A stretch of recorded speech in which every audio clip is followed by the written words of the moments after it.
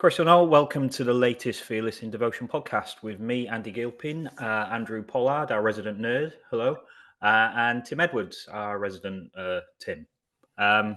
Right, before we get going, obviously need to mention the fat ball. Andrew, you've got this down to a T, so just take us through the Whoa. He gives it the big one. I'll do the hosting. He can't even get the sponsors right. We've got the Fat Boy, Wrexham. Mate, we're sponsored by one place, the Fat Ball. It's in two locations, Wrexham and it's in Mold, and that should be your lot. But you like to give a bit extra, so I'm going to try and reel them off as well. Okay, go on. Yep. Carnivore. Yep. Mike Gwynn. Yep. Roy Towell. Yep. That's it. No, you're missing the Bucking Banger on D and also Hill Street Social. And I like to do it in the order of when they open because, like you said, I'm a nerd for weird stuff like that. But we will get you there, Gilpo. We will get you there. Continue. Right. Another thing I want to bring up is the newsletter. I hopefully get some good news on this newsletter soon. So it's £40. It's £40 to sign up at the moment, but I'm hoping to cut a deal that it's £15 to first start. And then the renewal is a little bit extra, but hopefully we've got you by then because you enjoy it so much. But anyway, hopefully that's coming soon. But there you go. There's the, if you can't wait for that, then there's the code to share straight away. You make it sound like you're like bootlegging in New York City in like Prohibition era of like, well, I'm going to cut you a deal on the down low, the hush hush and the QT. Yeah. I mean, that might be it. Right. The other good thing we've got to announce. Finally, we've been able to announce our guests for the. Is it the 5th Fearless in Devotion? Are we counting the London one, Tim? Yeah, I think we should. So yeah, that would be the 5th, wouldn't it? I think. Yeah. So this 5th one, I think the lineup is absolutely brilliant. So we've got Mark Crichton, we've got Barry Horn, former Wales captain and Everton captain. We've also got the one, the only Brian Flynn, who literally we could just sit and listen to for hours, and which is good because we'll have to sit and listen to him for hours. And every subject will get mentioned, including a certain feud between him and Andy Morel. Andy Marriott. Oh, no, I've changed that. Andy Marriott. Mars is a frequent listener today, so I just step in there for Gilpo and say we're not trying to stir any shit up between you and Brian Flynn, Mars. Don't worry, it's just Andy misspeaking. I mean, if he has got any beef with Brian Flynn, now's the time to probably send it to us, and we could we could put it to come along next Thursday and discuss it in an open environment. In any other situation, Brian would be far and away the top guest, but we've managed to secure Michael Williamson to have his first sort of real chat with fans about being CEO of Wrexham, about what could come in the future, and what I'd say there. If you've got any questions for Michael or Rob Falconer, who's Director of Communications, who will be coming on a panel with him, please leave them in the comments on YouTube, or maybe pop them to Tim on the Fearless in Devotion Twitter page. Tim, would you put out a little tweet, maybe asking for questions, and then? Yeah, I mean, I think we've got the general bones of what we as fans would like to ask him anyway, but. Yeah, that's why we're probably not going to open it to the floor on the night, because it's going to be the first panel up. And to be honest, it's one of those that if this was a fans forum, we'd be chucking questions at him for 2 hours, and we just obviously haven't got the time for that. So yeah, anything that you think is very obvious, I think we've got that covered. But by all means, put a question in the comments, and obviously we'll cherry pick the ones that we think are going to elicit some of the best answers. So. Yeah, it should be a good night because, as far as I'm aware, I don't think he's given an interview to anybody since he's been here. I think it's just been some program notes. I've not seen anything in any of the local newspapers or anything like that, or even the club website. So we'll run with it.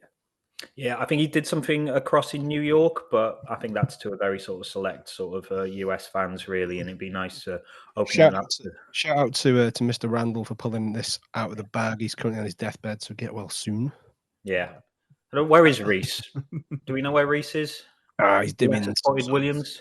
He's probably on dispatches somewhere. Front line. He was off somewhere with work, wasn't he? He was having to travel away with work. I like the fact that, just to go back to Liam, when he mentioned in the group chat that he's got this big guest. I don't know if it was all of us or just me, but I thought he pulled Emad out the bag, which is quite different end to the spectrum there. But no, very well done to Liam, and get well soon. I'm not a pronunciation. Emad would have been a different night of Emad. I always go with Emad. I always go with Emad. No. How do you say his second name then, Andrew? Yeah, that's why I just leave it alone. Buonani. Bunani. Yeah. Oh my God, it's like Ali G. Got to get the Bunani. No, Buonani. Not Bunani. Some Essex Bunani. Jeez. I always called him Imad Buane. Oh, am I right? What's a Buonani and a Buonane between friends? It was roughly translated is affectionately known as the Mad Banana.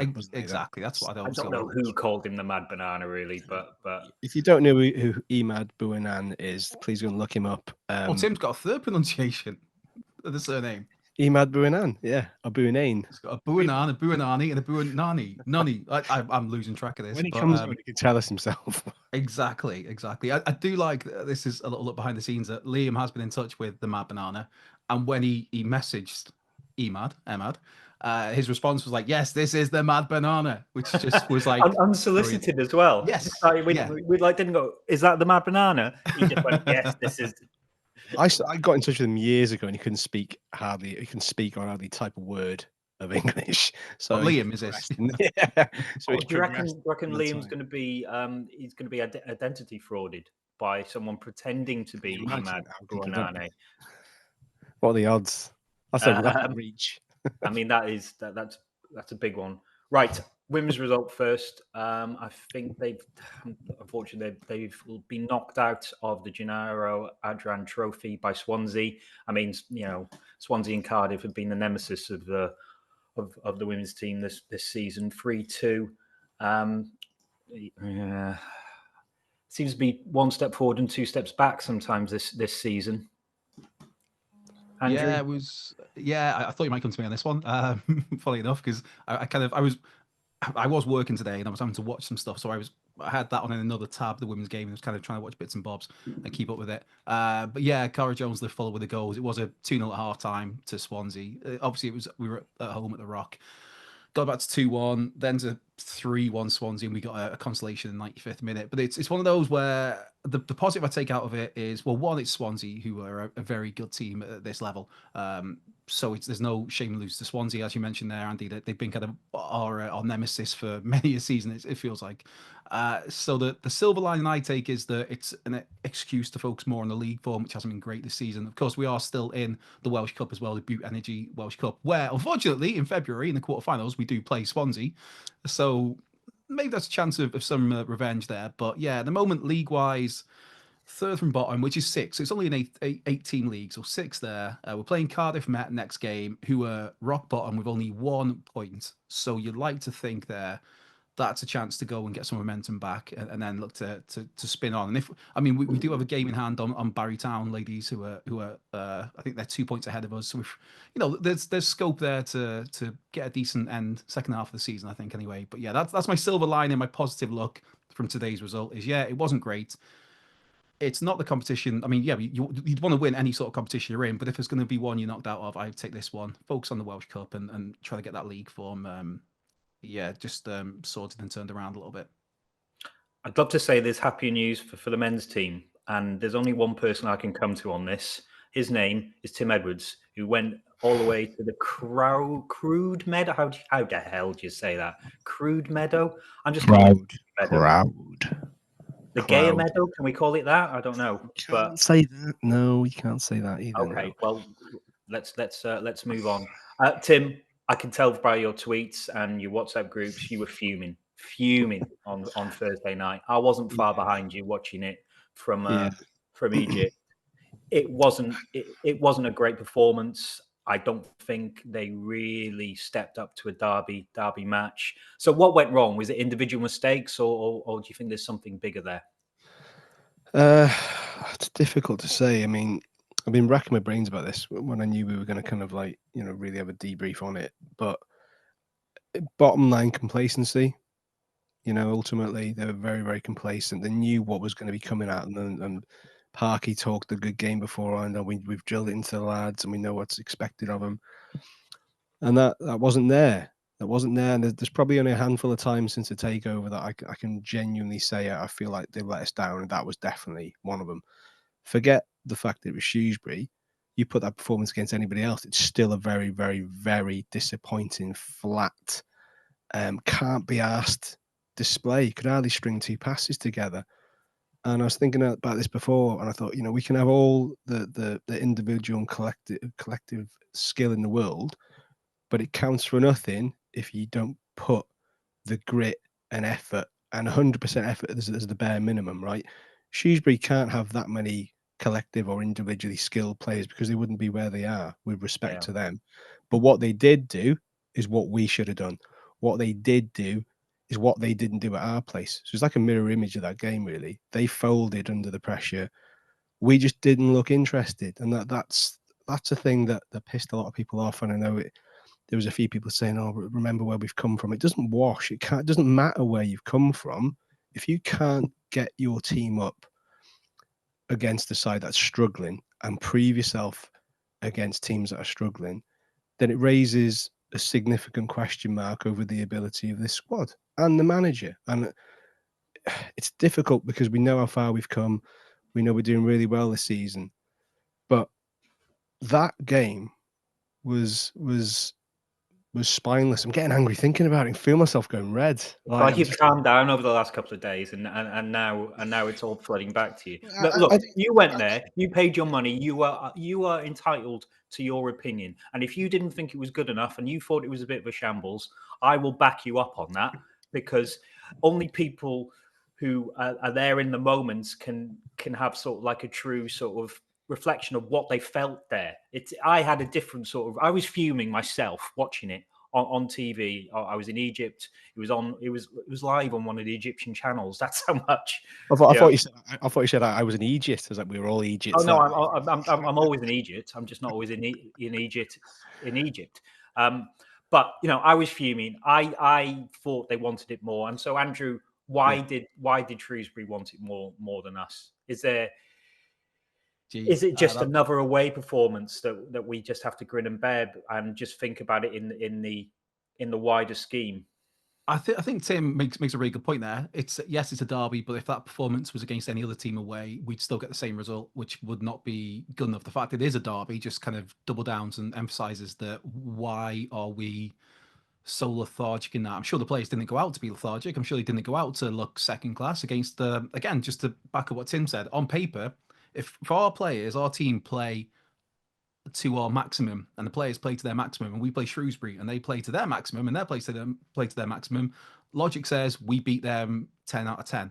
We didn't turn up. They wanted it more. They outplayed us. Fair play to Shrewsbury. It's a rare time I'll say that. Fair play to the Slops. They absolutely deserve those 3 points. There was no chance we if we'd have got a draw out of that, it would have been, I'd say daylight. It was nighttime robbery.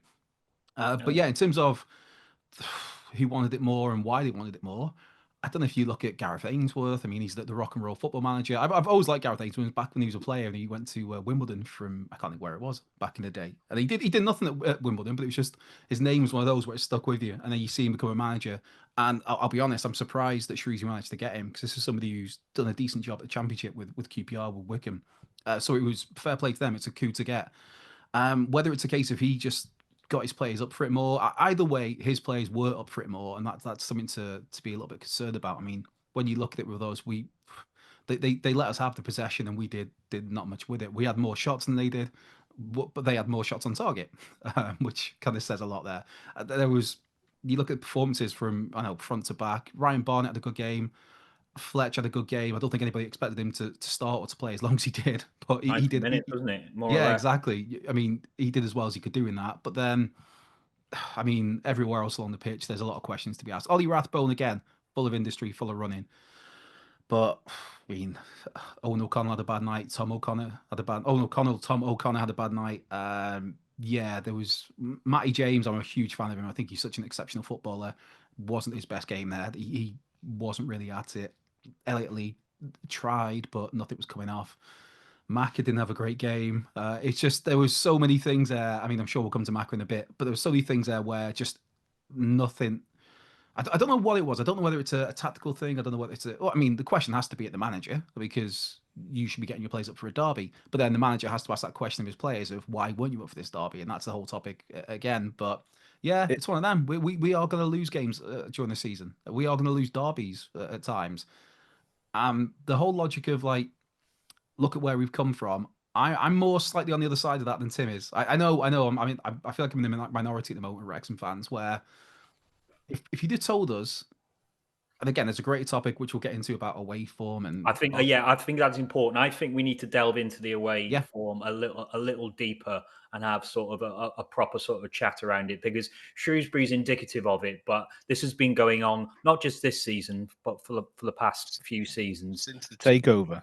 Yeah. Yeah. So we'll get into that, but let's sort of end the Shrewsbury sort of debate first. I think one last point on Shrewsbury, and it's kind of Shrewsbury adjacent. It's nothing to do with the game, but just a nice shout out for Caroline Barker on Sky Sports, who gave us Phyllis and Devotion the shout out on the coverage. Ben Tozer there sat alongside her, gave us a shout out for our episode last week with Mickey Thomas, and referenced us. So that was nice to hear. And also she's got in touch on X to say that she's a listener of the pod and she enjoys it. So a nice thank you there for Caroline for giving us a spotlight on Sky. Yeah, she's a proper pro. Always enjoy listening to non-league show and everything she does.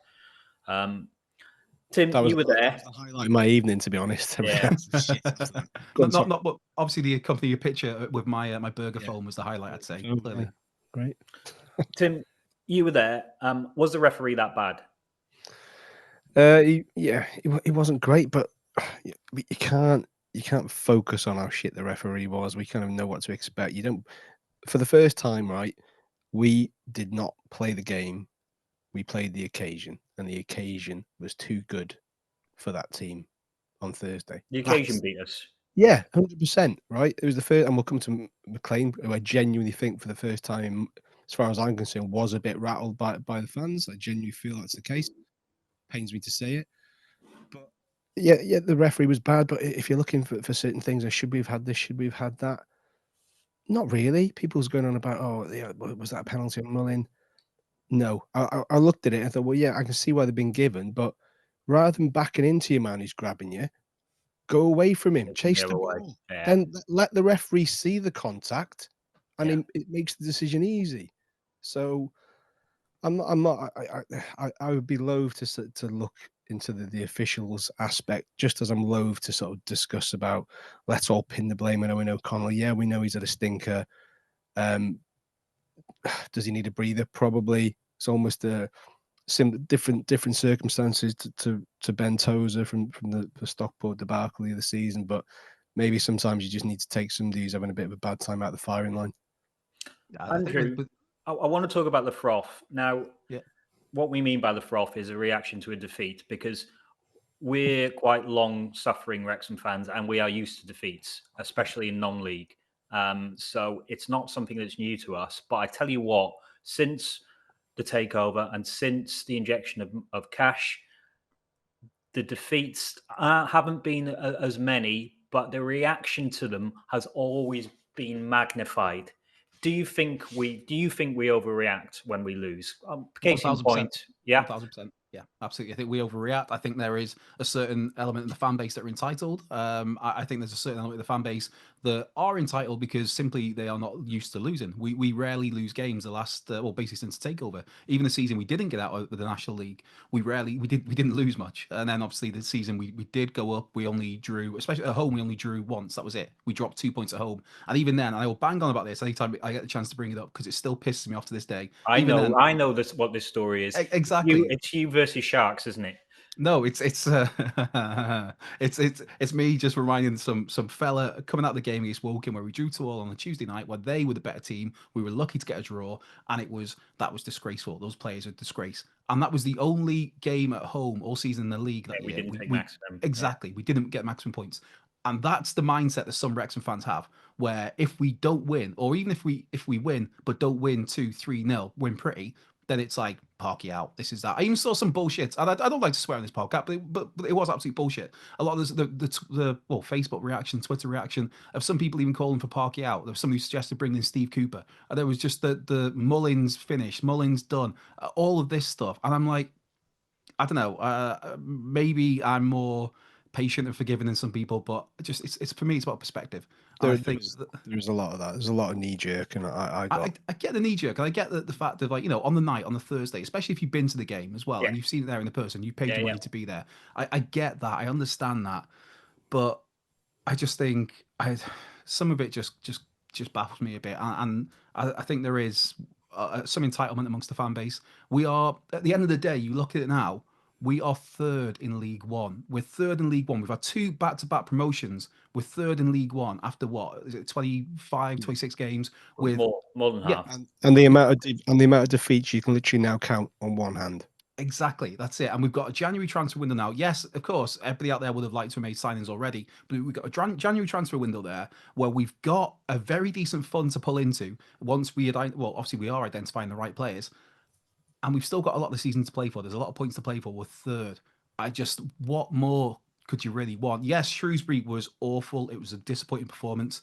Every single team has those bad performances. In our 2 promotion seasons, we've had bad performances. When we got promoted in 1993, we had bad performances. In fact, one of them was Torquay was 6-0, if I don't know. When we got promoted in 2003, we had bad performances. It happens to successful teams. And there's going to be those players that you rate. Like I rate Owen O'Connell. Yes, he had a bad game. He's had maybe a bad run of games. Though even the best players have those bad runs, have those one-off games. Carlos Edwards, who I love, had some games where he wasn't great. Lee Trundle wasn't great. Carl Connolly wasn't great. Tony Hume wasn't great over time. But it's all about the wider picture, the broader picture of the season overall. And overall, the season so far, we're third in League One. I get the knee-jerk trigger stuff, but wider perspective, I think. Sorry, I feel like I've ranted there a little bit. No, it's fine, and I do agree with you. I think certain parts of the fan base are entitled because this is if they've come to Wrexham in the last couple of years, this is all they know. All they know is success, and it's great that we've got them, and we hope to keep them for a very long time. But especially as we move up the leagues, there's going to be long spells of us not winning. Just to clarify as well, I don't mean that as the entitlement is necessarily the newer fans. I welcome all the newer fans, bring them all on. It's great. The more fans we have, the better. But I think some of the older fans who've just got used and accustomed to winning all the time, it's that much of a, oh my God, we've lost this game. Again, I come back to, we're third. We'd have all bit your hands up. We'd have all bit any single body part off at the beginning of the season to be third in League One. I think as we record this on January 19th. Thursday was made worse by the fact we hadn't played the weekend earlier. So that always happens. That always happens for Wrexham. Every time we get a break. As soon as we get the chance to go top, we don't take it, right? Mm-hmm. So, but like I said, I still stand by it. It doesn't matter whether it's Shrewsbury or Sutton United, whoever. You put in a performance like that, you get exactly what you deserve, which is sweet FA. Too bad I saw us getting tossed by the Sutton United 3-0 many moons ago, and it was horrendous. Away, that was. Made a nice little weekend down in Brixton. Was that Omar Bogle scoring a hat trick? I think it might have been. It was. I just remember getting a stadium with a mate of mine, my good pal Rich, and who lived down there. We had a great weekend of it, apart from the football. But there was still, even then, there was probably that was a regular thing. Fans. Yeah, that was a regular thing. Exactly that. Right.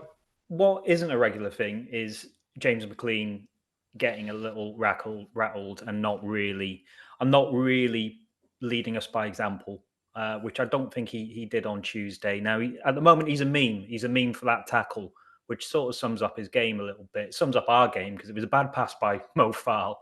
Was that not a corner, though? Fucking hell. And then the defender comes and completely clears him out, and a lot of people have grappled onto that on social media to sort of put the boot into Jimmy. Look, I mean, I've said it a few times. I think he's had a good season. I think he's had a good season relative to last season. I think he's grown into that wing-back role a little bit more than he did last season. I think he's a bit more defensively sound.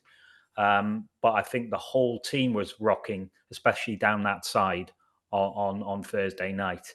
I mean, he's had bad games before and come back really well. Tim, do you think Parky would even think about bringing Mendy in for a couple of games? Yeah, I wouldn't be surprised to see it. Whether he bombs McLean out the side, I don't know. Does he stick him up in midfield on the left? Maybe. Would be more drive from there. I think another thing is you're not breaking the lines as much from midfield, and we talk about maybe Mullin not having as good a season. I tell you what, Andy Cannon hasn't had a brilliant season, has he? Yeah. Going back to the McLean thing, you know what? Last year when we beat Shrews in the FA Cup, he had an easy ride. He had an easy ride of it down that that flank, and he blew the kiss at the end when he got a little bit of shit. The They entire targeted him. Oh, but yeah, there was like literally 5 times as many gammons in that little block giving him dog's abuse. Like, I mean, we've seen him wherever he's been, he gets a fair bit of stick. That's probably the worst I've seen it, because it's quite a narrow ground, it's very close to the pitch. You can see what was going to happen. I genuinely thought he's going to end up scrapping one of these fans in a minute.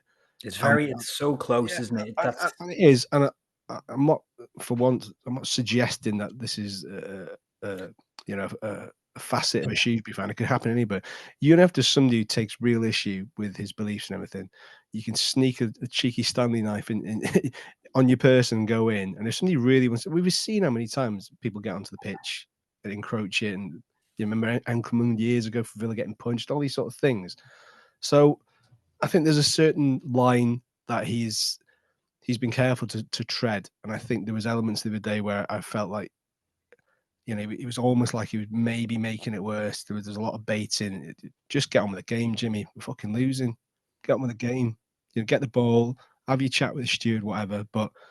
And I think that's the thing that annoyed me slightly was it ended up getting so preoccupied with what was going on there that you kind of taking your eye literally off the ball. It's like, we've got a game to get back in here, and we're nowhere near it. So that's more important than the tit for tat that you're having with the Shrewsbury fans, whatever. But for me, it was the first time I genuinely thought he's probably not rattled in the true sense, but I definitely felt like it was a bigger distraction than he's ever had before playing for us, certainly. Yeah, I think that's right. Actually, I didn't mean rattled as in you know, he was getting constantly beaten or being owned by their players. But what I did think was he was letting the crowd affect his game more than he normally does. He normally thrives off it, and I think on Thursday he let it affect him. It wasn't very unlike him. Very unlike him. Everything that could have gone wrong for him on Thursday went wrong for him. Everything. Like probably one of his worst games for us, hands down. Hands down. I think the difference this time is because, I mean, to me, it's sad to see that every single game we play, whether it's at home or away, James McLean gets dog's abuse from the away fans before he's even kicked the ball. And I get it if they were, you know, rival fans of a club he used to play for, or I get it when it's Shrewsbury, who are a rival club of us. But when it's just like it's some random team that have no connection to us, have no connection to him, and he's getting grief literally in the warm up, and he's done nothing at that point in time. So I got the sympathy in the world with James McLean. The thing is, he does thrive off that in a way. It's part of his game. It brings an edge to his game, and as we mentioned, he likes to bite back and rile it up. And I think that the difference with Shrewsbury though is it's one thing when you get in, you know, it's verbal abuse you're getting, and some of the verbal abuse he gets is absolutely hateful, it's absolutely horrendous. But with the Shrewsbury one, he's getting stuff thrown at him as well. There's a photo of him taking the throw in, and there's a line of stewards. There's about 5, 6, 7 of them lining up there to block the Shrewsbury. Yeah, that big steward. He was quite. He came to his defence a little bit. At first, I thought, "What's going on here?" But fair play to him. He stood in front of Jimmy and protected him somewhat from the crowd. But I also think that's a wider problem then for Shrewsbury. It's like you know that your fans are doing this. You know that your fans are throwing stuff at him, which I'm not condoning that in any way at all. A derby's a derby. I expect players to get abuse in a derby. I expect players to get hatred and vitriol in a derby. I expect crowds to be on him. That's part of a derby. But when you start throwing things at players, that's like no, that's over the line. And the fact that the Shrewsbury stewards had to line up in a row just to let Jimmy take a throw in, that's a wider issue that needs to be addressed from them. As in, like, well, you find these people who are doing this, because that you shouldn't need for every throw in for him to have essentially. But I suspect, and I'm not defending them, but I suspect half of those fans that were in that particular block probably haven't been to just Shrewsbury games this season. Yeah, 100%. Yeah. No, I like, you know, if they come back every week and Shrewsbury show the same sort of heart and fight they did against us, they probably got a hell of a chance of staying up. You know, they have. But right, I mean, one last thing on McLean, because we need to move on. We want to talk about transfers, and then we want to go more in depth on away form. Do you think he was right to put that Instagram post calling them all inbreds? Because I think, let's be honest. No, I don't. There's probably a club fine coming, isn't there? Do I think it was right? No. Would I have probably done it myself? Yes. Yeah. And I think the reason as well, just a very last thing to touch on with this, I think the reason why it's been amplified so much this time, as in the performance itself, what was he right to bite back at the fans this time? Has he gone too far? I think the simple reason why it's been amplified so much is the fact that we lost the game. Because normally when he does that, more often than not, we win the game, and it's like, it's a moot point. Exactly. It's like, yeah, okay, Jimmy maybe got a bit too involved, but we won the game. This one we didn't. There'll be more games than not that we win. So I'm okay. The Instagram stuff, like I said, it's as a professional footballer, do I think it was wise to do it? No. But would I have done it as a Wrexham fan, seeing my arse with Shrewsbury? Yeah. But that's why I'm You know what? that's why I'm talking to the podcast, and I'm not a professional footballer. And also we like our players to have personality. That's Yes. what drives it on for us. I mean, Mullin is close to our hearts, not because of just the goals, because how he is as a person and how he reflects us in many ways. And I think Jimmy having a go back and standing up for himself is indicative of our morale. And I don't want to stamp that out, and I don't want him to be fined. I wouldn't have done it myself, but I did smile. Of course I did. See, yeah. Right. Let's move on to transfers. It's January. It's January the 19th, I think it is. it is. Clubs have made major moves. Huddersfield have spent $4 million on strikers in Joel Taylor and Charles from Bolton. They're probably one of our direct rivals. Wycombe spent money. Birmingham will always spend money. Is it worrying, Tim, that we haven't spent anything yet? Yeah, because we always Parky always seems to like to do his transfer dealings late on in the window, and we saw where that got us last year. Not very far, to be perfectly honest. That when Bolton came in and Bolton and Marriott. So obviously Marriott was a bit of a spark that took a bit of time to get going. It's great to see him back, by the way, on Thursday. But Luke Bolton, I mean, yeah, it's a strange run. Okay, yeah, the January transfer window last year wasn't the most active, but that same manager got us promoted.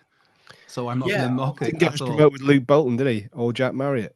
No, but the squad that he put together did enough to get over the line to get promoted. So we can't dig out his January transfer window because it worked in its ultimate goal, which was to get promoted to League One, which we did. So I'm not going to dig out Parky for his transfer window last January. No, we're not digging him out. We're trying to this one. I mean, I'm not digging him out retrospectively. What I'm trying to say is, look, it's the 19th. We still haven't signed anyone. Now, I don't think that's principally down to Phil Parkinson. I think that's the Wrexham tax that comes with any player that we're looking to buy. And I also think, Parky's saying, I want this player as a backup. I'll have him. And then it's up to the likes of, I don't know, Sean Harvey or Les Reed if he's still involved, or even Michael Williamson to go out and get that player. So yeah, I understand that it's a difficult time to bring people in of quality, and I also understand being Wrexham, it's even more difficult. But we've all said what we wanted straight away, which is, we want more firepower up front. And it's 19 days into the window. We haven't got anyone. We still haven't got solid names. We're going to talk about a few players we think might be coming in soon. You sort of look at the fixture list and go, right, do we have enough to see off Peterborough? Then we've got a big break. And then do we have enough to see off Shrewsbury? You would have thought, yes, we did have enough to see off Shrewsbury. That hasn't come to pass. And so maybe by waiting a little bit and seeing and playing the waiting game a little bit, it maybe hasn't worked out. And if we'd had a fresh face in for Shrewsbury, it might have been a little bit different. But anyway, that's by the by now. Look, what we can do is sort of bang through the rumours. Now, it used to be there were so many leaks at Wrexham through the trust that we used to have a good idea of who was coming in. I think since the takeover, there's always been people who surprised us. Like no one would have picked Mullin before he signed. I know, Tim, you did suggest that maybe we might be going for him, but let's. So while we can't say an ultimate sort of accuracy, we do have a few rumours knocking about. Now, one thing that has been doing the rounds a little bit is Ollie Palmer, who didn't play against Shrewsbury, wasn't on the bench. Now there's been some link with him to Gillingham or even back to Wimbledon, maybe moving back down south. Now that would suggest to me that someone is coming in, someone of a similar level is coming in. And one name that will not go away is Michael Smith from Sheffield Wednesday. Now, Michael was left out of the Sheffield Wednesday squad to face Leeds today in a game that many Wednesday fans thought he would be perfect for this game. So I've got a mate at work, James Whaling, who's assistant sports editor at Mirror Football. And I've asked him about Michael Smith. He's a huge Owls fan. And this is what he said. Smith's a proven League One striker, would add the forward line of any club. He was the first Wednesday player to score more than 20 goals in a season since Mark Bright in the year we won promotion. And his goal started a great comeback against Peterborough. His hold-up, this is surprising, his hold-up play was the one thing that let him down, but he's improved immeasurably in that department. He's not someone who's going to stretch defences with pace, but he is a focal point in the attack and score a wide range of goals. And he simply doesn't miss from the spot. I'd be disappointed to see him go, but we don't have a plethora of striking options with him. And we don't have a plethora of striking options. He's only got 6 months left on his deal, and they don't think he's going to give him a new one. So it probably suits all parties, according to James, that we do make a move for Smith. They get a bit of money for him. He gets security of maybe a 2.5-year deal. He's just turned 33, which puts him at the same age range as Ollie, but he is a championship striker who you would think still has a lot to offer in League One. First off, what do we think about Smith? He seems to be our number one target. Yeah, I think on paper it seems like a smart one. His last 2 seasons he had in League One, as your pal touched on then, one of them was for Wednesday, the other one was for Rotherham, and he got 25 and 21 goals. So clearly proven at this level, has done okay at Championship. I think this year he's got 5 goals and 5 assists so far, which isn't setting the world alight, but it's okay when you think of the drop down to League One and the profile of the player, because it would seem, I mean, we talk about Ollie Palmer there, Andy, about could he be on the move. I think Ollie Palmer, he gets he gets a lot of stick. I give him some stick myself at times, but I think he's put a proper graft in this first half of the season. He's been overplayed because we've had no other options really. But if you're looking at someone's come in and either take the load off Ollie if Ollie stays to give him a bit of a respite, or if it's a case of Ollie goes and we've got a replacement, Michael Smith seems to fit that bill. I believe we talked about him last week. I think he's 6'3". He's that, Yeah, that kind of that 6'3", yeah. Yeah, he's that big old boy up front, proven at League One. Yes, he turned 33 back in October, but that's no massive age. I mean, if we get him in, he can get us over the line and we get that promotion, then yeah, I think to me it seems to it seems like it could be on, especially when, like Tim said there, about how he was left out. Was it you, Andy, who said about he was left out the squad today against the big Yorkshire derby against Leeds, which they lost 3-0 coincidentally Wednesday.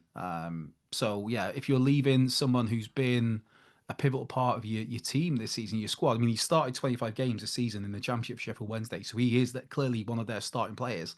Like, if you're leaving them out of your big derby against one of your big rivals, I mean, yes, it's not Sheffield United, but it's still the Yorkshire derby against Leeds. If you're leaving them out of that squad, you're doing that for a reason, and maybe that reason is that he's on his way to the Kairos. It seems like the right profile of signing Tim, just because he isn't going to break the bank. He probably isn't going to absolutely destroy our wage structure, and he probably isn't going to cost a lot of money to get him from Wednesday if he's only got 6 months left on his deal and is 33. So I think in that sort of sense, yes, it seems a good bit of business. Now, look, we've been saying a lot that, we want to build for the future. We want to bring in young players and develop them. But sometimes if you're in third place and there's a player who, even if he isn't going to last 2 seasons for you, but will get you over the line this season, then that is a gamble worth taking, isn't it, Tim? Yeah, I mean, I put something up before about it's very telling that he's not in the lineup, and to me, I'm pretty certain that it looks almost certain that he's coming our way. So you expect the next 48 hours we might hear something official. It's a weird one. I put something out and people were saying, "Oh yeah, another like 30 plus something lump to look forward to." But you have to look at it from a different point of view. If we were to go and get a younger, less proven striker, Mo Fowl, maybe. Mo Fowl. Yeah, exactly. Right. Yeah, exactly. And then they come in, you chuck them into the firing line when we're at the sort of upper reaches of the table, and it goes to rat shit. And then all of a sudden the narrative turns to, well, why didn't Parky get an experienced striker? It's exactly what he's doing. right? And let's face it, if Palmer's going, then you're breaking up that double act of Palmer Mullin. Does Smith come in, maybe revitalize Mullin as well to a point? Look, this is the new guy. Let's see what happens. Let's see if we can get you up and running, or just spark something in you again. So I think you're right in what you're saying. It's not a long-term fix by any measure, but it's a short-term fix, and short-term fixes can more than pay their own way back when you reach the riches of the championship. So I think it's a shrewd move. He fancied him in the summer park. That's not gone away. He wanted him then. He thought, I'll bide me time. If nothing's been put on the table by January, then he's the man I want. That's exactly what's happened. So, yeah, I'd expect almost certainly he's going to be coming our way. Yeah, and you look back like some of our I say recent history. I say recent. To me, it's recent, but it's going back 20 years. Kind of those latter season signings that get you over the line. Scott Green, that 2003 season. Yeah. Ben Foster coming in for the promotion season for the National League. None of those were spring chickens, but they had that the belief, the determination, the experience to and the ability when it comes down to it, just to get you over that line. And if we do get Michael Smith in, and if we get him for, I'd imagine it'll probably be an 18-month deal, because he's not going to come to us just till the end of the season, then that's probably worth it in the long-term future, I guess, just to get us up to the championship, which is, again, that's a whole set of problems to come, and a whole. Let's park that, because we're not anywhere near that at the moment. Well, I'm the one who predicted 12th. I was the one who was happy to take 12th this season, so I'm happy to park that. Okay. I think you're right. I don't think now's the time to gamble on solely a young player. I do like the idea of bringing in another striker, and maybe that could be a lone player from the Premier League, someone with a bit to prove. I like that idea of something a bit different, but I think your first choice has to be someone experienced. Now, other side of that, here's a name, and I've seen him play a few times, Philo Asgard. I think I've said that right, have I? I'm going to go to you, Andrew, because obviously you're probably rich in Norse mythology from... Short for Thelonious. Thelonious Gerard Asgard. Yes. So who would call their son Thelonious? Well, how about a professional cellist and a music and health practitioner? So reading that from Wikipedia, because of course I am. I am. So are you. I'm not looking at it, but I believe, is it a Norwegian father and a French mother, or the other way around? I'm born in Liverpool. Yeah. I would say Asgard would be Norwegian. So 22 years old. It's almost like I do my research before I come onto the podcast, not just looking at Wikipedia while we're doing it live. You bunch of slack asses. Anyway, no. Yeah, look, I've seen him play. He looks a very cultured player. I thought he was decent against us. I think it was back when we played them in the League Cup. No, he played against us on the 29th December, the fifth night out. And he Reds, wasn't it? Yeah. Yeah. No, it's like the ponytail thing. He had like the ponytail, but no, he did play in that first game. Well, it was around about the time McLean was coming, wasn't it? Because McLean couldn't play in that game last season against Wigan in the League Cup second round, the one that went to pens, and it was Asgard who missed the penalty to win us the game. But in both of the games I've seen him play against us, it just looks like a really, really tidy footballer. Only 22, seems to be that link up midfielder, that attacking midfielder. He's rangy, he's quite tall, he's quite lithe and slender. That is very big for an attacking mid. Yeah. He's impressed me both times I've seen him. Where you just think like there's a player there. It's like his technical ability, his kind of his touch, his awareness, his body shape when he gets the ball. It's like there's a player there, and obviously he did come through at Liverpool before he went to Wigan. But I mean, it's one that I'd be absolutely fine with. And you think as well, James McLean's his captain at Wigan, so that's another plus point if you were going to try and win. McLean will have vouched for the lad. They wouldn't go anywhere near him. Exactly. And it's that position where at the moment, I mean, you look at that, if you are looking at like attacking midfielder with the three, I mean, yeah, that's it. I mean, it was the last couple of seasons been Elliot Lee, but then a lot of time this season he's been deployed as that kind of false nine, that deep striker, alongside whoever, Ollie Palmer, Stephen Fletcher as it was on Thursday. We've had Ollie Rathbone's been that attacking midfielder. George Dobson even has had times where he's been kind of getting a chance to do that. And I think if you're looking at the level we're at and the level we're looking to get at, something like this, I mean, 22 years of age, I think it could be a very smart sign, and it would, I'd imagine, would cost us maybe a hefty chunk of change, and could well That's be transfer record. I think that you're looking exactly. at over £1 million there. Yeah, If that's it. If it happens, we can put it down to little Archie, who we mentioned the other week, who's still obviously in the hospital with the sort of battling the cancer stuff going on with him. And Thilo visited him recently. Wow. Yeah. And so I've asked Archie's mum, like, what's happening with this? She said, well, there's a few rumours about him, and that's all she said. Agent So if it does Archie, happen, well done. If it does happen, it's on Archie and SJ and the entire family for getting that deal across the line. But I mean, the lad's been there for about 8 years if you include the youth team setup as well. So he's over 100 appearances for Wigan. Change is as good as a rest. So that would be lovely to have a bit more of a dynamic go forward midfielder, which seems to have not been happening in recent months, to be honest. Well, to put it back on you, Andy, who be dropping out for you if that was the case? If he came in, and obviously, again, if we're breaking the transfer record for a player, they're going to play.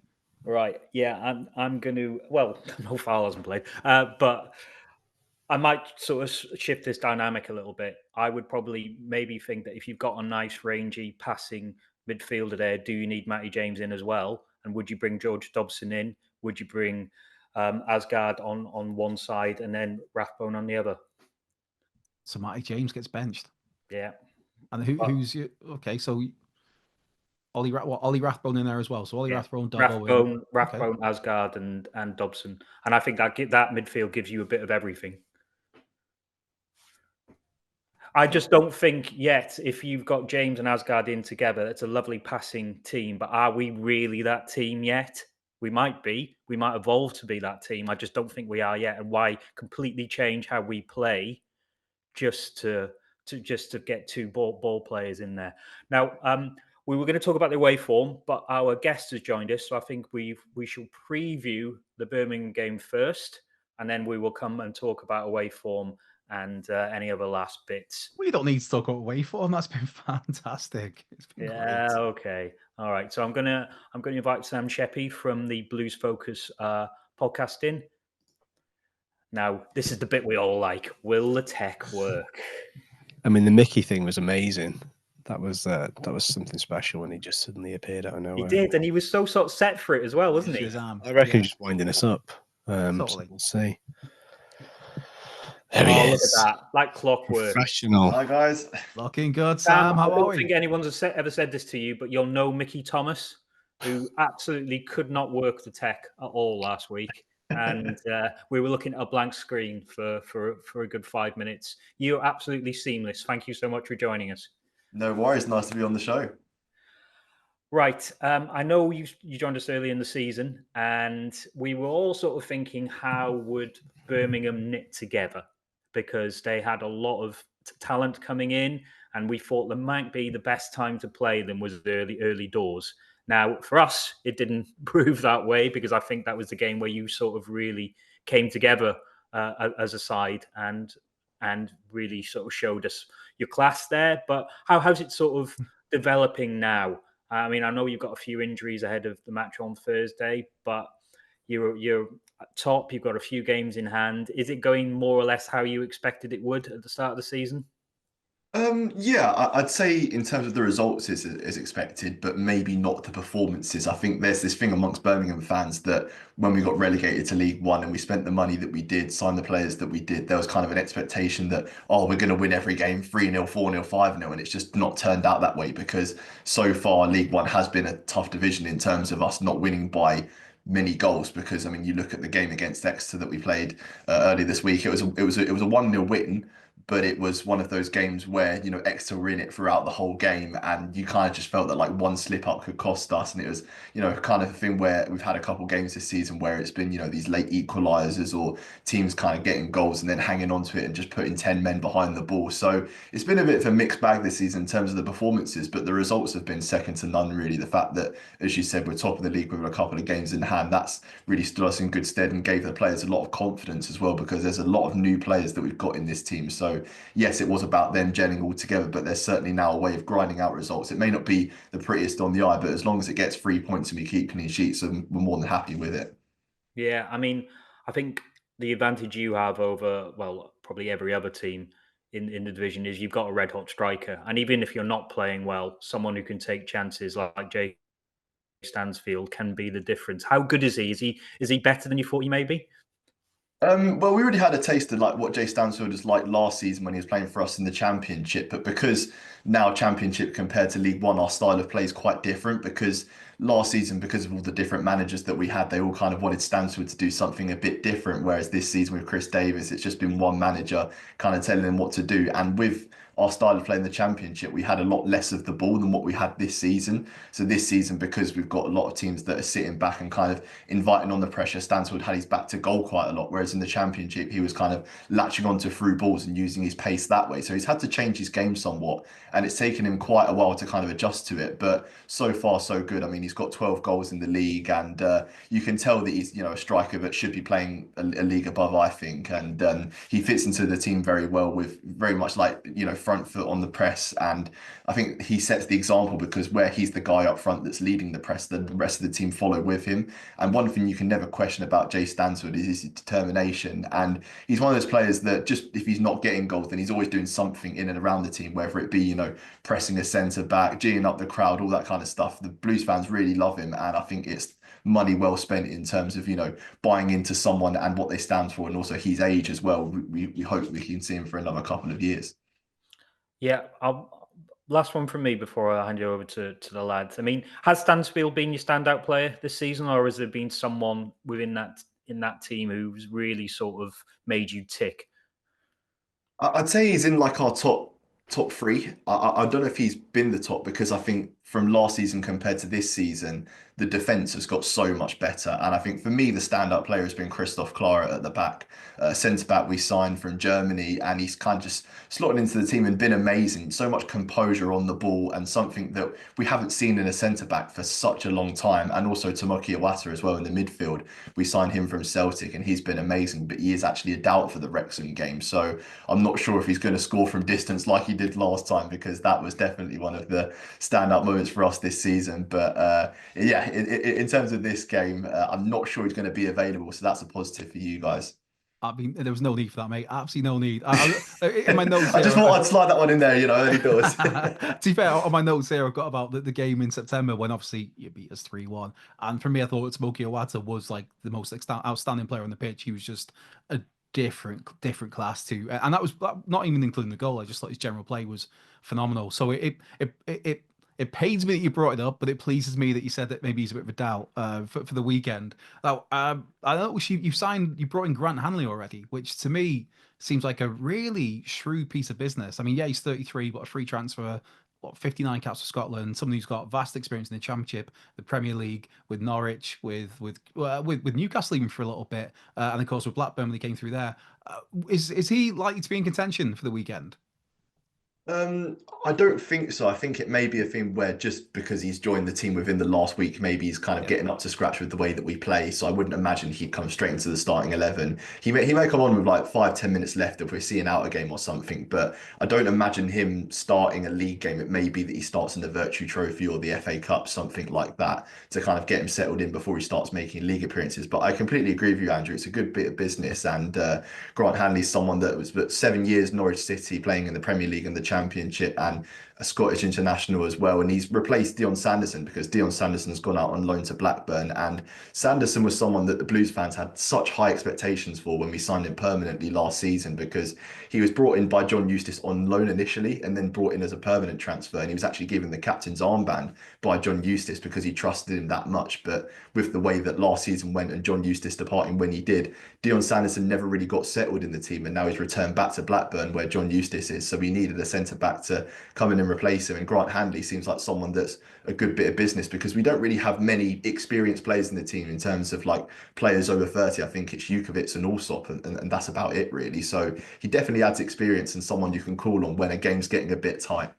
Yeah, I mean, you mentioned John Eustace there, which, I mean, obviously we're totally impartial with Birmingham. It's a different football club. But I think a lot of football fans, when John Eustace got the boot, was like, that was very much unfair and out of left field almost. And obviously then Wayne Rooney comes in and whatever happens, happens. But like, what's the feeling amongst the fan base towards the owners these days? I mean, obviously it's very positive. I'm sure the fact that, as mentioned, you're top of the league at the moment. You're, I believe it's 2 points clear of Wickham in second place, but with 2 games in hand, very much flying. Only could see the 17 goals all season in the league. But what's the thoughts towards the owners compared to last season? It's very good. I think the perception in the media of how we judge the ownership compared to how the fans judge the ownership is very different, because people in the media could perhaps look in it and go, oh, well, they've made that decision with Rooney, so the fans must not like him or whatever. But it was kind of a wrong decision for the right reasons, if you know what I mean. They showed ambition because they bought into kind of the way that Rooney was trying to play with like attacking football, but we just didn't have the players for it last season. Whereas this season, we've spent quite a bit in the transfer window, as it's been well documented, and we have a better squad equipped to play that way. And with Chris Davis, we have a manager that's perhaps a bit more intelligent as well in terms of carrying that philosophy out against these League One teams that are very, rough to play with, and like all the kind of stuff with Rooney as well, and the way it kind of broke down with the fans as well. He lost that connection with the fans, but the fans never lost connection with the ownership.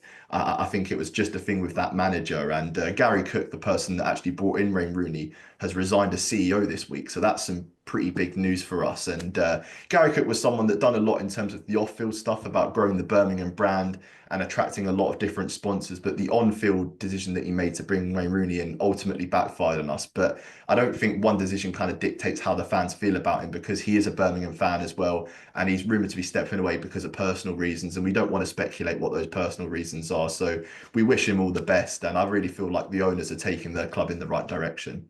See, it's interesting you say that, because it was like, again, as outsiders looking in, it was the perception in the media is that Birmingham owners are bad, that Birmingham fans don't like him. But obviously, you've clearly said something very different there. Now, in terms of keeping you on side as well with the ownership, dare I ask, to the fear of the rest of the league? I mean, you've already, let's face it, we already think you're going to get it wrapped up. But dare I ask, are there any more January signings you think are in the pipeline just to strengthen this already mighty squad that you have?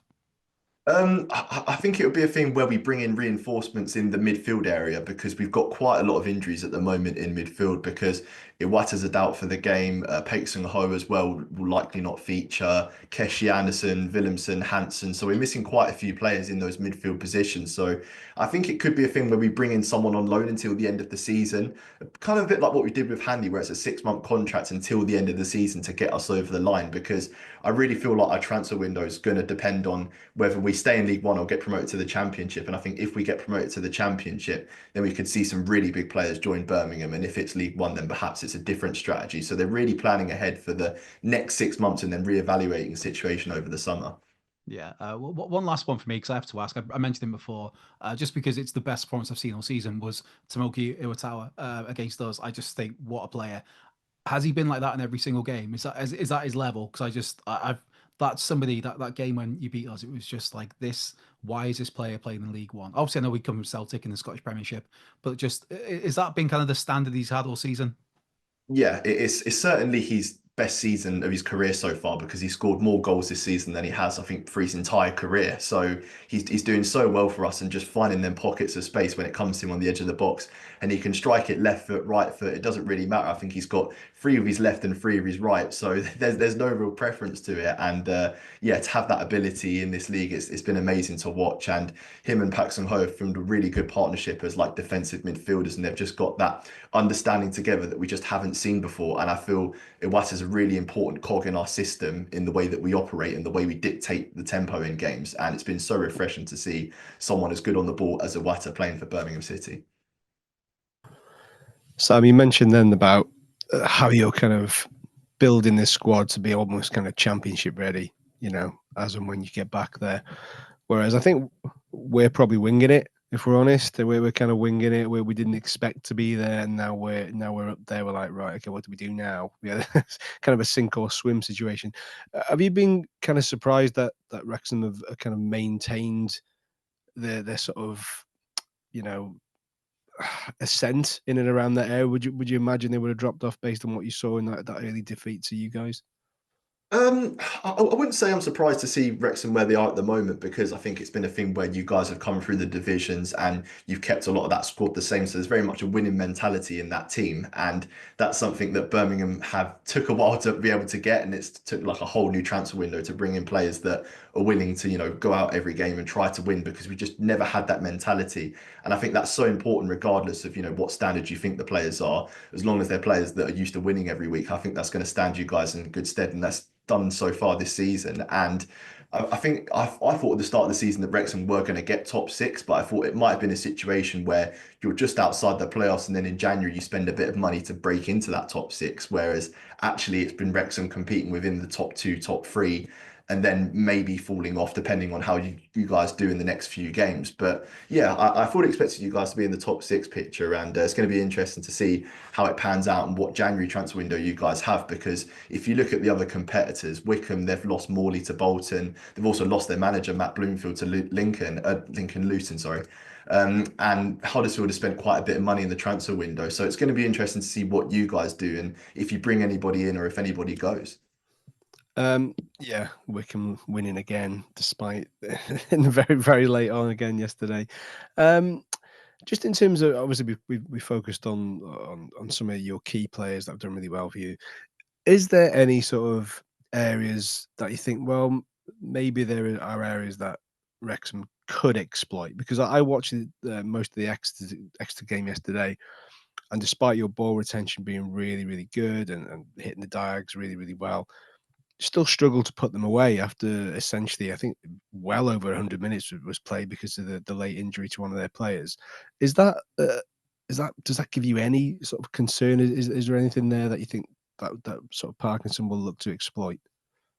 Potentially. I think it really does depend on where the first goal goes in this game, because when we looked at the game at St Andrews when Marriott scored very early on, I think Chris Davis has actually spoke about that game since in like an interview done this week with the club, where he said about how early the goal came and it was almost too early for you guys and like a lot of time then for us to react. But if this first goal arrives like early in the second half and you guys really get up for it in the crowd, that's going to impact our style, I think, because then it's going to have to become a bit more rushed, because it's very measured when we're in control and we've got the lead like we did against Exeter, where we scored in the first half, and then the second half we were just kind of sucking the life out of them. So I think the first goal is going to be really interesting to see which way it goes, and that will dictate, I think, the outcome in terms of what the style of play is going to be like in the final half an hour, because it could just be us really comfortable in possession, or it could be you guys piling on the pressure. One thing we do have in common is that we've both somehow lost to Shrewsbury, right? Oh no, I don't want to talk about that one. I'm sure you've talked about your game already. I mean, but the common theme with both of those defeats is that they were very self-inflicted. I mean, I saw the goals you conceded against them, and I'm assuming they are very uncharacteristic defensive errors. That's something that's rarely seen for you guys, and not something that we can expect to see next week.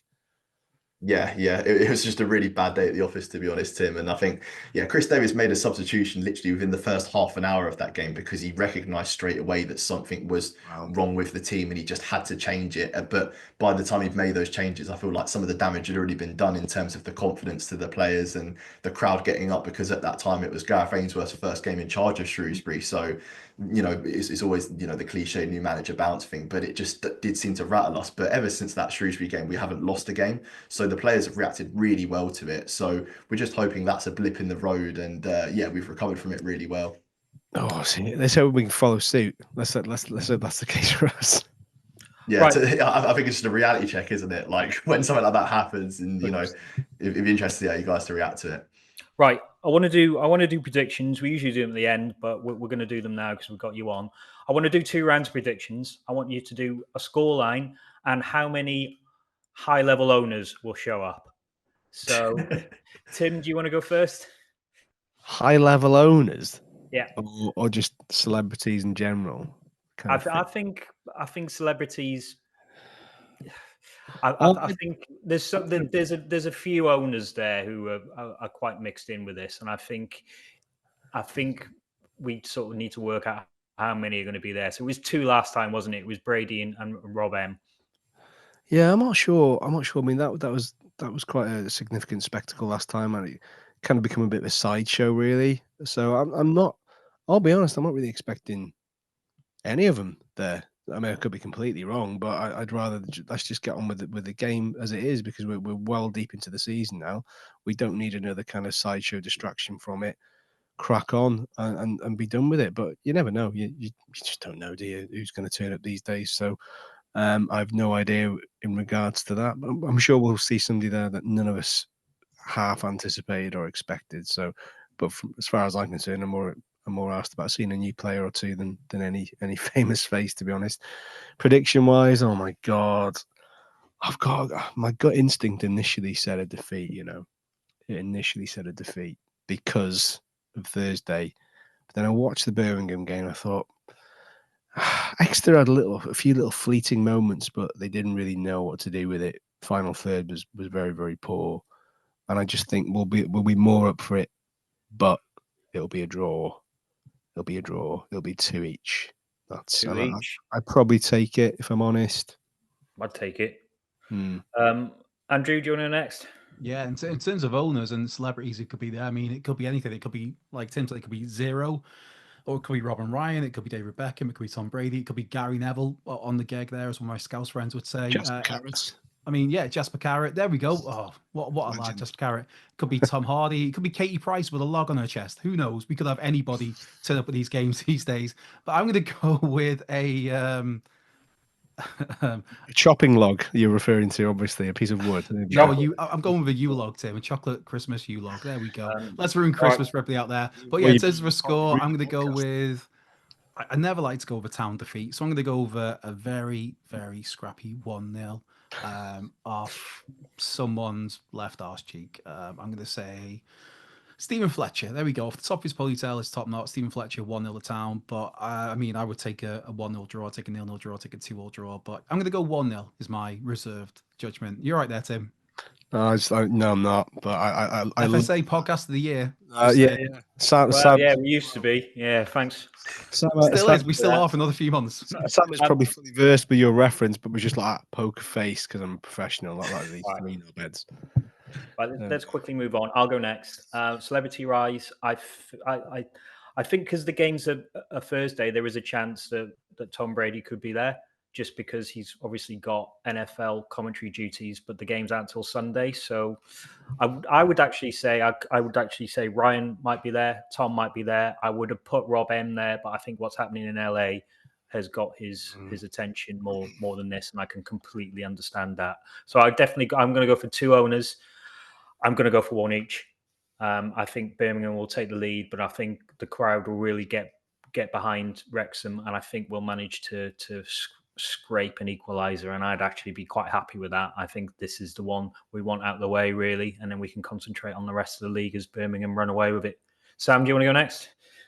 Yeah, sure. In terms of like the celebrity involvement in the game, I'm not sure about Tom Brady attending. I think the next game he'll attend will probably be the one in the FA Cup next month against Newcastle. I imagine that's when he'll turn up, because that's already been selected for like BBC One coverage, and it's on a Saturday night. So a lot of Birmingham fans are really looking forward to that, and I think that'd be a good advert to show a wider audience what we're all about nowadays. So I reckon that'll be the next game that he's at. But in terms of score predictions for this game, it's kind of got me thinking about the Stockport game that we played earlier in the season, where we played them and it was 1-1 draw, and we were very lucky to come away with a point because Stockport were very physical in that game, and they really rattled us. And I think, yeah, we were kind of just hanging on towards the end, and I think that the Wrexham crowd's going to be up for it. They're going to create a hostile atmosphere, and we've seen that with a lot of away grounds that we've been to this season, where the fans are in top form and they really try to get against us. But I'm going to go over 1-0 victory. I'll be very surprised if a team wins it more than 1 goal, if there is a winner.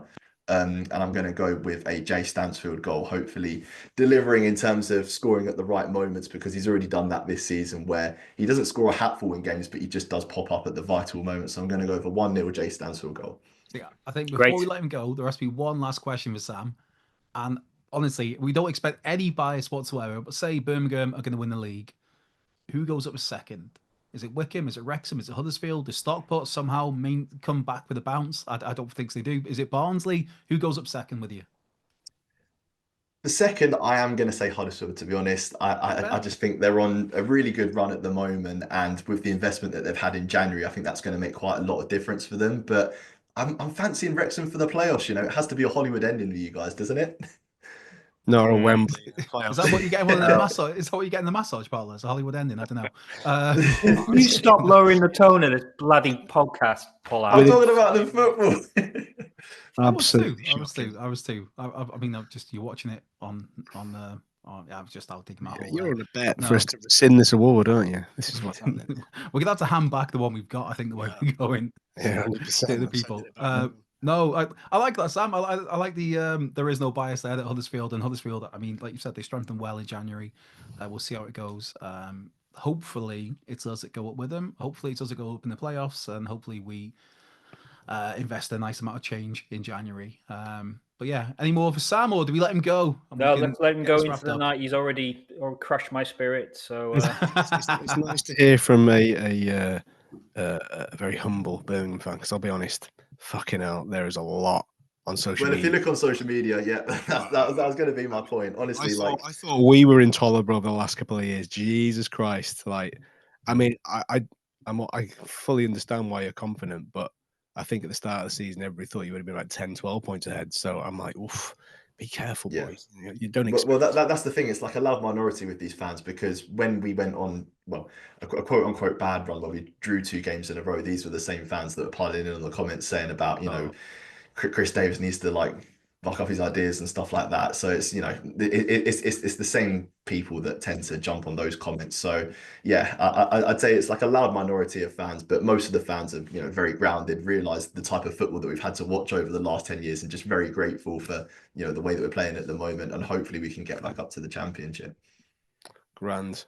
Sam, thank you so much for joining us, mate. Super. No worries. Nice to speak to you all. And enjoy the game, but don't enjoy it too much. And hopefully we'll speak to you again soon. Yes. Nice to speak to you all. In the Championship, of course. Yes. Yes. If we do speak to Sam again, it will mean that we're both in the Championship, and or the Virtue Trophy final. Nice. Look at him trying to get himself a guest spot again already. It's not in there. Nicely done, mate. Nicely done. We'll see. Yeah. Cheers, mate. Thanks for that. Great. Cheers, Sam. All right, take care. Have a good one, mate. Thank you. Right. We can't have. Yeah, I don't want to go back to Wembley. Do you? No. But what we could, I mean, if we don't sort our away form out, the only way that we're going to get promoted is via the playoffs, which will involve Wembley. Look, we bring this up every season, and every season, well, the last 2 seasons, Phil Parkinson has proved us wrong, because we've always had like a sort of state of the nation. Why is our away form so bad? And then Percentage Parky pulls it out of the bag, and we end up getting promoted, and it almost like it doesn't really matter. Now, are we overreacting with this? We've got 3 wins all season away from home. I think it's Peterborough, Rotherham. Can anyone name the other? But it's not great considering how great our home form is. So, Andrew, I'm going to come to you first. Are we overreacting, or is there a real problem with our away form? I think both things can be true at the same time. I think there is a problem with our away form, clearly, because we don't win away that often, as you highlighted there, 3 times this season. But I do think there is an overreaction. And it's a case of, to me, I don't just judge our season on an away form. You have to judge it on the overall. Yes, if we were doing better away, we'd be doing better in the league. But I think when you look at the wider picture, and again, just to go back to what I was talking about before, you look at our away form the last couple of seasons, our home form has totally eclipsed it both times, and we've got promotion. So at the moment, our away form has not been great, yes, but we're 3rd in League One with a very good chance of, at least getting playoffs, maybe getting that 2nd promotion spot automatically. So it is a problem. Like I said, it could be the 2 things are both true. It is a problem, but we are reacting. I mean, as for how it is, why it is, I mean, I think when we go away from home, a lot of teams are happy for us to have the ball, and we play better when we don't. Yeah, that's it. We play better when we don't have the ball, which sounds crazy. Yeah. I mean, we don't want that football. You keep it over there. We'll score our goals other ways, but we don't. At home, we play a very a counter-attacking side. That's it. We let the team have the ball, and then we break really quickly and effectively. Whereas away from home, I mean, Shrewsbury showed it. It was, I think I saw the stats today. It was like 62-63% possession that we had. I mean, there are exceptions to that. I mean, there was. But I think for the most part, yeah, when we go away from home and we get given the ball, where it's just there for us, the teams will set a block there. They'll let us have the ball. You try and beat us, and we do struggle with that. Whereas at home, it's more a case of, right, they come at us a little bit, we'll let them have the ball and we'll break and we'll be okay. So yeah, it's a problem, but I'm not going to moan too much when we're third in League One on the 19th of January. It's just being recorded. Again, I will go back to that all the time. All right, Tim, look, Burton was the other game we won away from home. They've all been by the odd goal, apart from Peterborough, where I think that was probably our best away performance of the season, where we really put them to bed and could have had a few more. Now, I don't know how much that was Peterborough just being a bit shit and letting us have it, but we're so good at home and we're so reasonably bad, like way down the form table in away form. Is it a different mindset? Can you put the finger on what changes when we get onto a coach and go to the likes of Barnsley? I think there is we've kind of manifested this air of invincibility at home, right? Where they kind of almost reward the fans and the staff because they come in, everything's there laid out for them, everything's, not mollycoddled, but you go away and you strip certain facets of that away. It's like you got to go into Lions Den and you got to perform. And for whatever reason, we just seem to either freeze or we're a little bit complacent. Like I said, we shithoused that result at bottom team Burton, played really well at Peterborough, scored after 13 seconds at Rotherham and then clung on. So even the 3 wins, only one of those has been of any specific note. But this time last year, the same situation. We lost horribly at Newport when Will Boyle got sent off.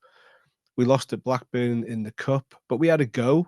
We had a go and we lost. We expected that. Then we lost at Salford when Arthur had a bit of a nightmare. So I don't know what it is. I think it's a mindset thing. I genuinely think that at home that there's just something different there. There's more freedom. The pitch is bigger. They just play to their strengths, whereas away they're just more reluctant to do anything with it. More reluctant to have a go. Too worried about the histrionics of the game. Like Mullen the other day trying to 30-yard volley. Just fucking run at your man. If that's at home, he runs at his man, right? He runs at the tech end instead of trying to do what he did for what he got goal of the month for. So that's it. He got a goal of the month for it. That's it. Yeah, so Paul Mullen has a 30-yard volley in his locker. I mean, he had the opportunity to run at his man, and he didn't. He didn't do it. How many times in the past 3 seasons, though, has he had a chance to run at somebody and he's just pinged one from 25 yards because he's got that ability? So I see the problems, that there are lots of problems away from home, but I'm not going to moan about Paul Mullen didn't run at a man. He shot from 25 yards because he's done it so many times before and it's come off. He is that player. Coming back to the point, there's a difference. There's a difference there, though, Andrew. We're behind in that game, and when you're behind, you've got to play the percentages. You've got to take the option that's going to give you the best chance of getting a goal. And I'm sorry, running at your man is a better chance of creating something than a really audacious volley. It is. You can do the methodical, let's break it down and play this pass here, and that guy goes there and then play it there. And logically, if you work it out, the percentages are that is 99.9% better chance of scoring.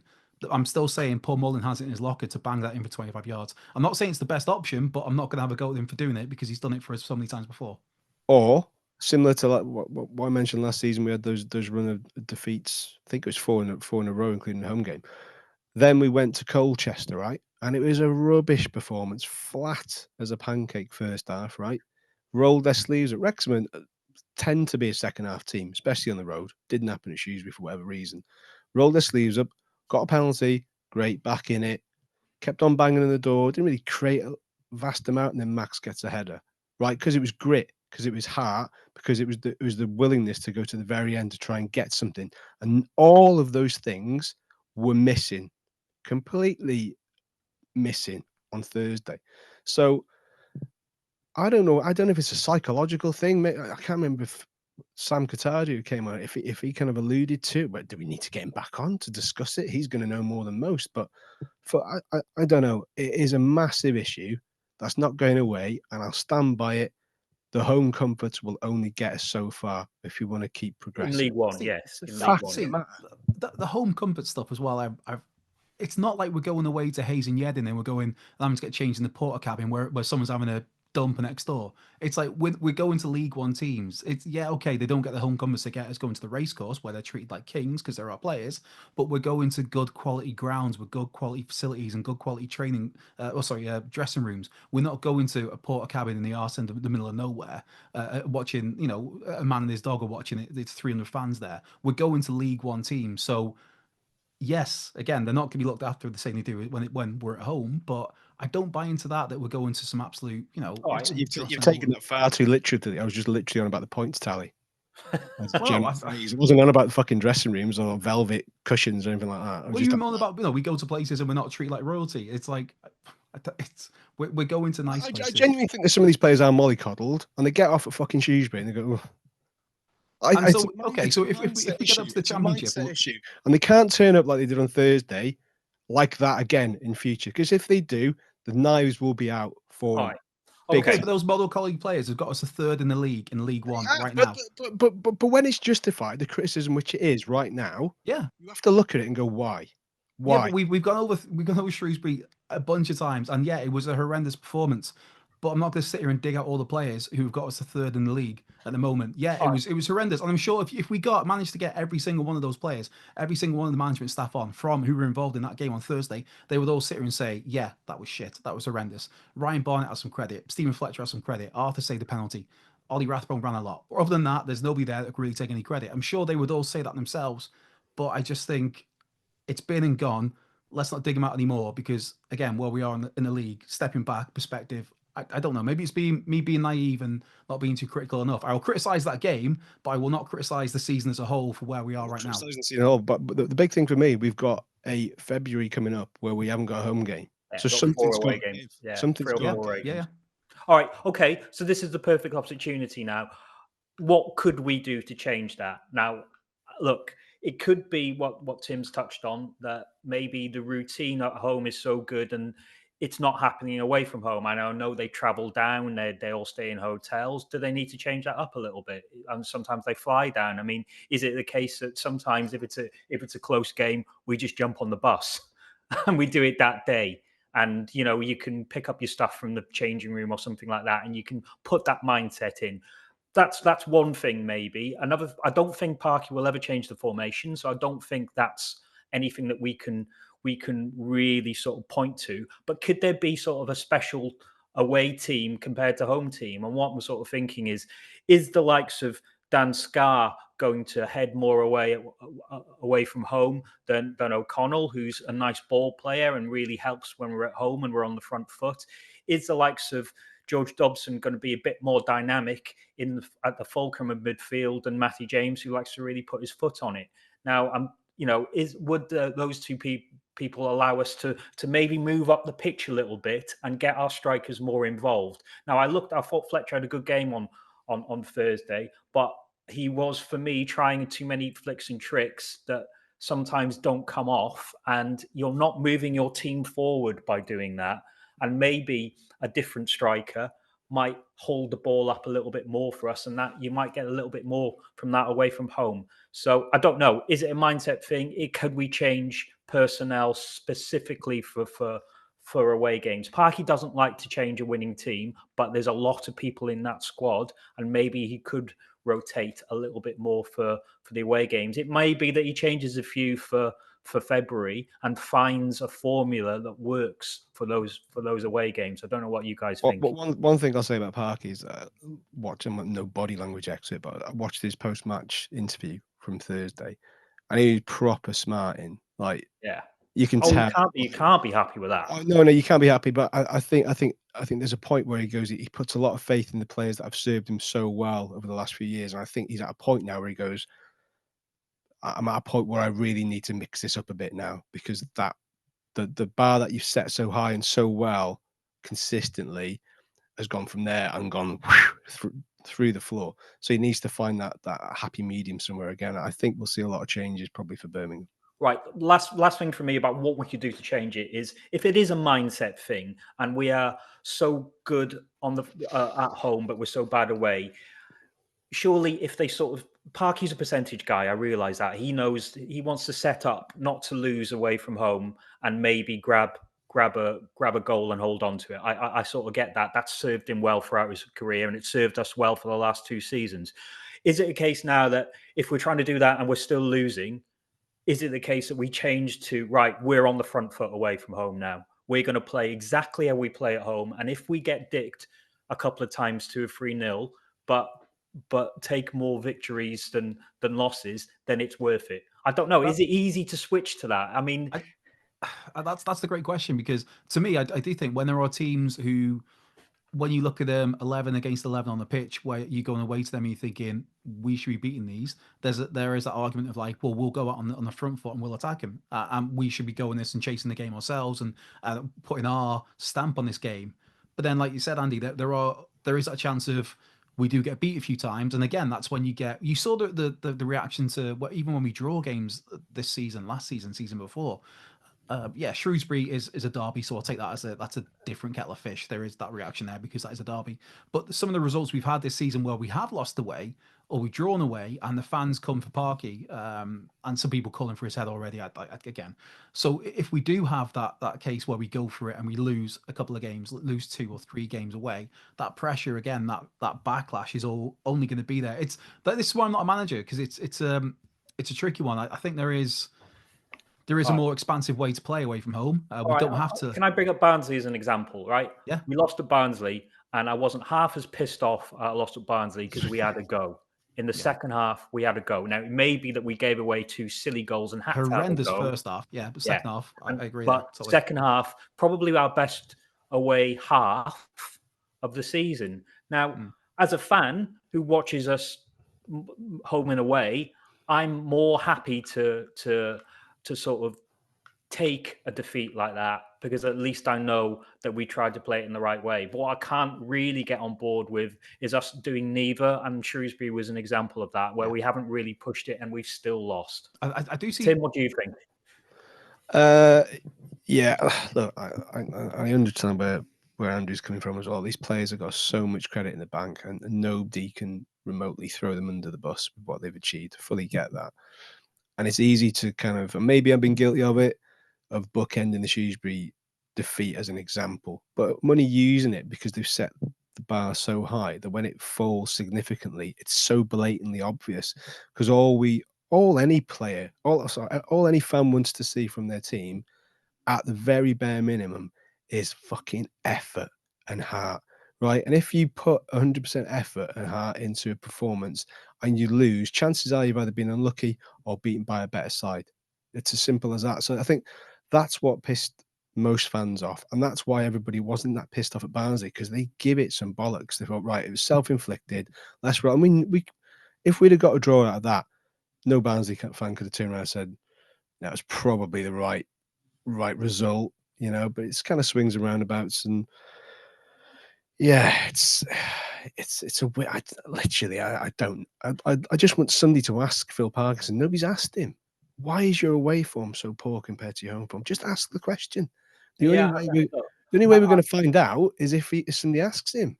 I mean, look, it may be too simplistic for me to say, "Oh, just change the mindset, just do a home mindset away from home." I mean, I don't even know that that's possible for a professional team to do that. I'm sure Phil Parkinson isn't saying to them, "Oh yeah, defend long periods for this against Burton, please. We'll probably get one and really hang on towards the end. Don't worry about taking the game to them or anything. We'll just really grasp this one by our fingernails." Look, I don't know. You're right.